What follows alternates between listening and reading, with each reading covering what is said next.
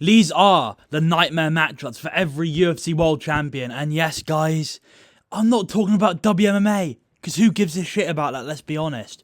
So yeah, we'll go through flyweight all the way to heavyweight, the nightmare matchups for every single world champion. And I'll be real, guys, a couple of these world champions are looking unbeatable right now. But let's start off with the flyweight division. Joshua Van. There were a few options. I was thinking Pantoja, I was thinking Manel Cap. But, you know, the only person I'm picking to beat Van right now is the Gooch, Kyoji Horiguchi, dude. I love Kyoji Horiguchi. And I think he's the only one that can beat Van stylistically. Because Pantoja can beat Van. That's very possible. And Cap can beat Van. Van is beatable. Right now, I'm going to pick Van to beat Pantoja. That's a really, really close fight. And Pantoja can definitely win it. But I think the way Pantoja comes in, he's so reckless, and he will definitely, there's a chance he subs Van. He may just rush at him, go for him, and control him for 5 rounds. But Van's scrambling ability is so good against Tyra to get up, and Pantoja doesn't throw that much ground and pound. I think he'd be able to sprawl and brawl, and I think he'd fuck up Pantoja in moments and win like a 3-2 decision. Against Cap, I think it would be again a build where he just pressures, and fucks him up late. That could definitely happen to Kyoji Horiguchi, but a guy's a veteran and he's still, I know he's older, looks like he's in his prime, and the way he moves around is so elusive. I think he's going to make Van look like a clown on the feet in moments. I think he'd be able to jab him up, move around, pop his face back with a jab, move around, leg kick, can wrestle, can mix it up, blast double in his own right, head kicks, you know, he's got good uppercuts, and Horiguchi, he's got pop in his hands, he's got real power. He has real power. So he's a very, you know, dangerous. He could knock out Van. Yeah, I doubt that. And Van could pressure in and maybe make him gas late. But I would bank on, I think Horiguchi would win a really close 3-2 decision here. And I think he is a stylistic nightmare matchup. I'm picking him to beat Cap as well. He could lose to Cap. And maybe Cap could be the matchup to beat him. You know, this could be wrong. Horiguchi could get knocked out by Cap. He's been knocked out before, you know. And Cap has real power. And Cap's a really great striker. And Horiguchi's a bit older, you know, but he's looking great at the moment, man. Dominated El Bazi, dominated to gear, finished to gear. I think Horiguchi is a nightmare matchup, and I love Horiguchi. And if this guy can win the belt, he's such a cool dude. I love Van as well. That'd be so sick. But yeah, I think Horiguchi's a nightmare matchup, but is this 100% right? No, in my opinion, I think it is though. Now on to Piotr No Mercy Jan, one of my favourite fighters. Right now, Piotr Jan is unbeatable. I'm picking him to beat the whole division. But someone I could see beating him. Merab? No, Merab's been shut down. He's not beating him. Umar? You never know. I doubt it. I think someone who has a chance would be Sugar Sean O'Malley in a rematch, dude. Sugar Sean O'Malley. I think he has stylistically a chance. He won the first fight. Was it a bit of a robbery? Yes. And do I think Jan would win? Yes. I think Jan beats the whole division. But I think O'Malley with the tall, rangy striking, and if he came fully in shape, in perfect shape, he can win this fight by like a 3-2 decision. It's possible. Dude, he turned Jan into a wrestler last time. He was lightning in moments. It was very competitive, but he was landing big on the feet on Jan. Big on the feet. He rocked him. He rocked Jan. Sliced him open with a knee in round 3. Had him cut bad. So O'Malley could win this. This kid's a win. I think style. I know he got dominated by Merab. Different style. Merab is the perfect style to beat O'Malley. And Jan is the perfect style to beat a Merab. But I just see, I'm picking Jan, especially in 3 rounds to take over. And 5 rounds to take over for the last 3 at least. But yeah, and he did wrestle O'Malley in the first fight. He has the ability to mix it up. I do kind of prefer O'Malley striking. I think O'Malley's kind of a better striker than Jan. I don't know. It's difficult, man, isn't it? It's difficult, but I think O'Malley's he's got a shot. He's got a shot. He's got, I reckon, a 30-40% chance. I don't give anyone else as high a chance as that. I just think he's got a decent shot to make it really close and potentially get that belt back. So yeah, Sean O'Malley. Does he beat Jan? No, I don't think so. I think Jan beats the whole division at least in how he's looking at the moment, dude. He's looking like a beast at the moment. I just made a video about why Merab has no chance. Merab has 0 chance here. But yeah, I think O'Malley, he's got a shot, dude. He's got a shot. And I like O'Malley too. He's a cool dude. Now on to Alexander the Great Volkanovski, who's still 38, but he's still got it, dude. He's still Not in his prime, but he's still a great fighter. And I see 2 fighters that beat him, and I've got one fighter that I'm confident right now definitely would knock out Volk. It's Sean Lord Silva, baby. This guy's only a matter of time till he gets the belt around his waist. I made a video about it before. He's clearly the best featherweight in the world. You're delusional to think otherwise. I know he lost to Lopez. In round 2, he was fucking destroying Lopez on the feet. He was showing levels, and he charged in like a tard and got spinning elbowed. I know he got dominated in the first round by grappling, but that was a fluky situation. He threw a spinning back kick. In round 2, he was fucking him up, lost all composure. In round 2, he also got taken down and got back up. So Silva's a good grappler. This will be a striking fight. At this stage in Volk's career, I'm favouring the young fighter that's really dangerous. And who's beaten Volk? Islam Makhachev beaten by close decision because Islam's an elite level great and it was prime. And Islam Makhachev head kicked him and Topuria head kick flatlined him. And has Volk been chinny in his whole career? Yes. Does he have decent recovery? Yes. He ain't...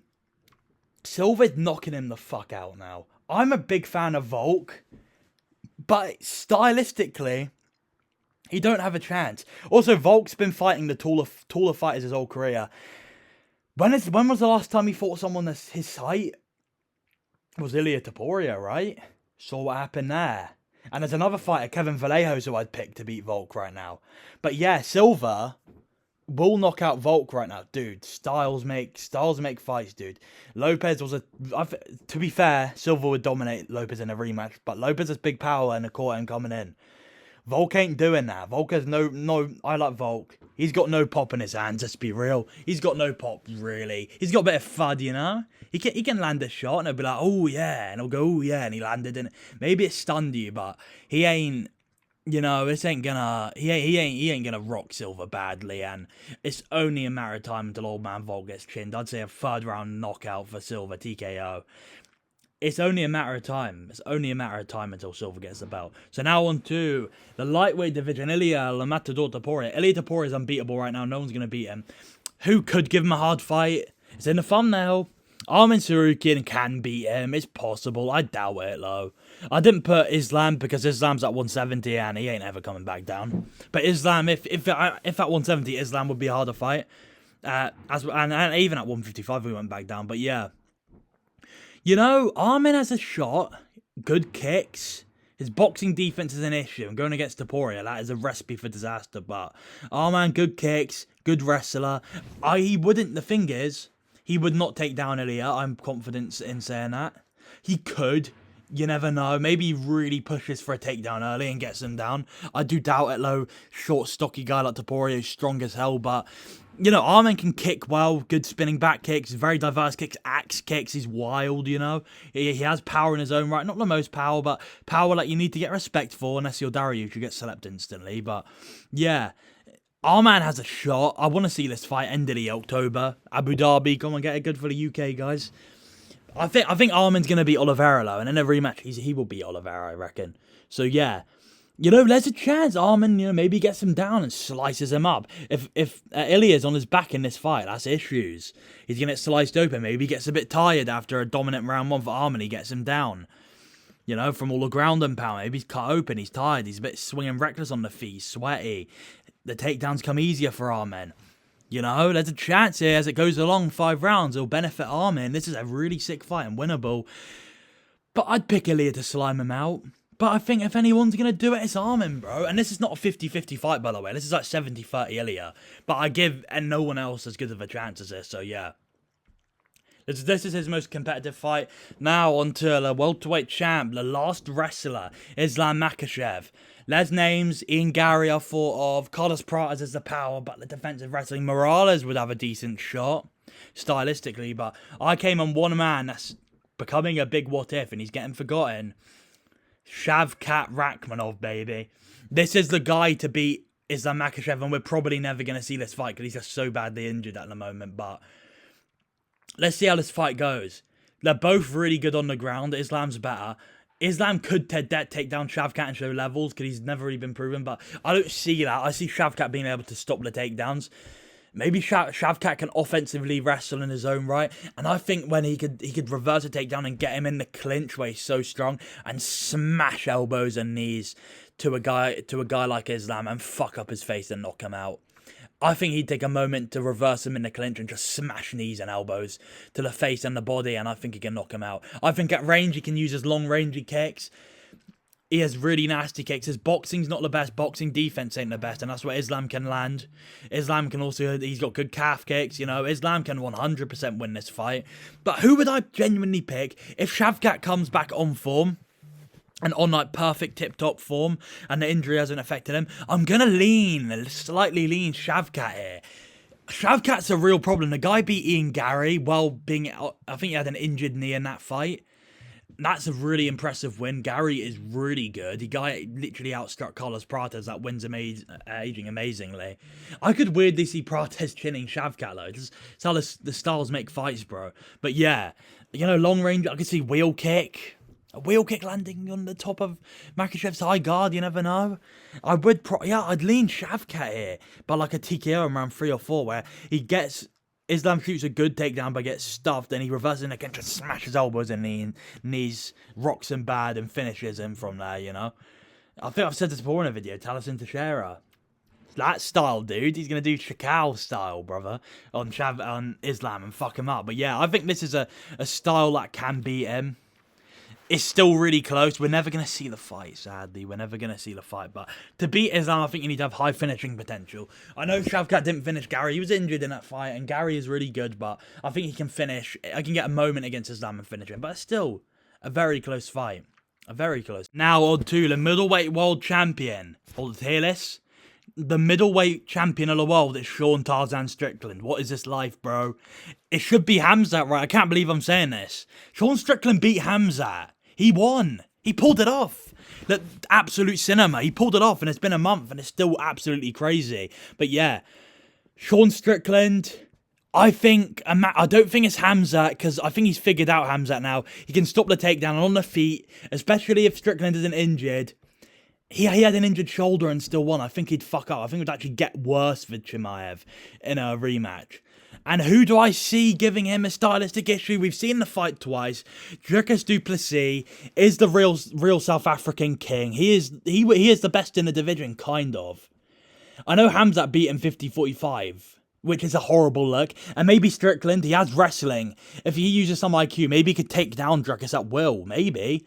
Dude, Dricus' takedown defense is really poor. He has no get-up ability, really. But he's 50-45 Strickland. And Strickland is a jab and teep merchant. That's all he has. He has a right hand he throws temporarily.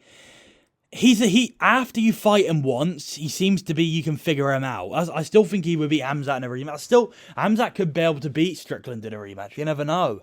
It's possible. But yeah, I think Dricus, stylistically, he beat him 50-45. In the first fight, he beat him 48-47. I thought you won that. It was very close. It could have went either way. But Dricus, he will beat him again, I believe. He was the one mixing it up. He was taking down Strickland. Offensively, Dricus is a really good grappler. And I like Strickland. I like them both. They're probably my two favourite middleweights here. This fight would probably happen for the belt again. I want to see Strickland defend it at least once. And also, Strickland's kind of old. He's like 35. That's not a young fighter anymore. He's getting up there in his age and his career, dude. He's already reached his pinnacle. And he's a Hall of Famer and he's a legend. But I think Dricus would beat him again. You know, he's done it twice. 50-45'd him, dominated him, wasn't competitive. So yeah, not really much to say about this one. Dricus stylistically showed, and he's going to show again. He's an issue. Now on to Carlos Ulberg. Who gives a fuck about Carlos Ulberg? And I'm just going to say, I'm not even... Look at this title fight. I think Ankalaev would beat him. Imagine this as a main event of a pay-per-view. The aura would be in the gutter. No one gives a fuck about this fight. I would this is a high-level chess match, and it's a really high-level fight. Who gives a fuck about Carlos Ulberg? He is a reasonably fun fighter. He has nasty knockouts. He's he has nasty knockouts. He doesn't have a personality. Dull, boring, reasonably boring. Ankalaev isn't the most fun fighter. He's not boring, but he's not the most fun fighter. And I'll be real. Ankalaev I think he'd win a decision, especially after the injury. You know, the long injury. He's going to be out for a year. Also, I think Ulberg's like 36. He's pretty old. I know he's still definitely still in his prime. definitely. But the ACL injury, that can be a career ender, man. It really can. If he comes, this is going to be I'd see this like a 48-47 chess match, Ankalaev, bit of a boring fight. But Ankalaev's pressure and body front kicks and low kicks and boxing, I think he would beat Oldberg. I think Ankalaev's really, really good, and I think he's going to destroy Roundtree. Although he doesn't have a personality, and Ankalaev ain't boring, but it's like, no one cares about Ankalaev, bro. No one cares. He did beat Pereira. That did happen. I know because he got made to look like a bitch in the rematch so badly. It's like a bad look on him, but Ankalaev's an elite level fighter, I'd say, or he's borderline elite. I don't even know if there's a single elite fighter in light heavyweight right now, but yeah, Ankalaev, I think he's a stylistic issue for a guy like Oldberg. I think he's defensively sound enough to avoid the left hook, because even Pereira, he didn't knock him out with the left hook, didn't land the left hook once, really, so yeah. He's a southpaw as well, he's awkward, he's a clean fighter, and he can mix it up on Oldberg, even though he's a striker, so yeah. Ankalaev, probably a stylistic mismatch. Now onto an actual division I care about, even though it's a shit division. Around the title picture is pretty good right now. My GOAT, Tom Aspinall. Obviously, the stylistic mismatch is Marcin Tybura. He's a great fighter. I'd love to fight him. Sergey Spivak, Ante Delija. You know, these fighters here, they'll give him issue. What's it called? What would that region called in Serbia? I'm forgetting, but that region, they're an issue for Tom. Tybura in a rematch. Count your days, Tom. You get your ass worked. But anyway, who would I pick to beat Aspinall right now? Sharma, Alex Pereira. I think. Look at Pereira with hair, by the way. I don't like that. Shit. I think he shaved it off now. I don't like the hair. Get it gone. But anyway, I would predict Alex Pereira 3-minute knockout where Aspinall blitzes for a 1-2 and then just gets Aldo McGregor style left hook instead. That's what I believe would happen here. There's a real chance Aspinall just smashes him with the grappling and just bulldozes him. Does it Andre Petrosky style, like just fucking rugby tackles him to the ground and subs him, or TKOs him, or even controls him there for a round, and then finishes him in the next round, you know. Very possible, but he couldn't take down Garn. And Ankalaev, although a striker, Ankalaev's a Russian guy, Dagestani, they all can wrestle well there. He can still wrestle well. I think he took down Jan Blachowicz, you know. Ankalaev couldn't take him down a single time.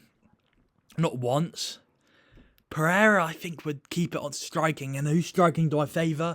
They both have not the best defence, but I think Aspinall's defence is worse. He's very open running in.